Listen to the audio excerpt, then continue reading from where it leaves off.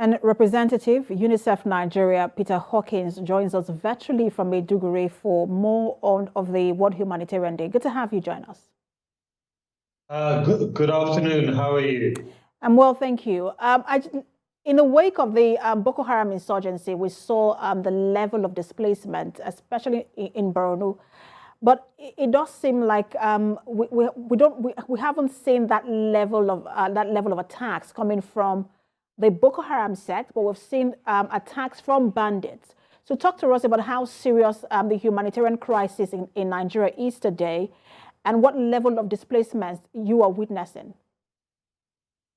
Well, look, all humanitarian situations are a crisis, and they affect women and children more than any other.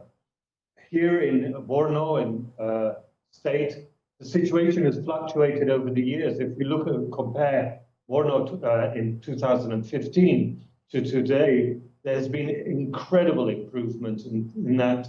Here in Maiduguri, shops are open, schools are open, flights come in every day, people trade, children are able to learn, people have jobs and be able to move forward. However, there are 1.2 million people who are inaccessible within the province. There are also 850,000 who are displaced throughout the northeast.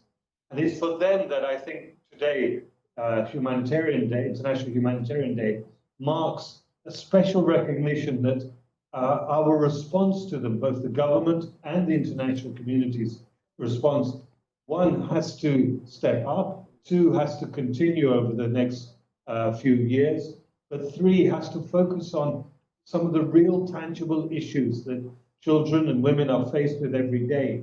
And that is about their own protection and their own ability to thrive and be able to develop on their own. But it's their protection at the moment that is of enormous concern. You are in Borno, and that's the northeast of the country, and that's where we have majorly the Boko Haram insurgency. But in the northwest, we are witnessing, of course, the bandit attack, who have also now been designated terrorists. But I want to understand what sort of reports you're getting in terms of displacements in the northwest.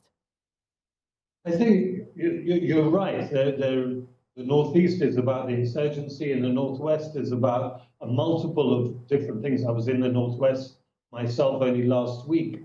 The situation there is one of failure of development, two, repeated attacks by bandits, as you said, but also the issue of climate change, which has created a sort of reduction in livelihoods, if I may call it that.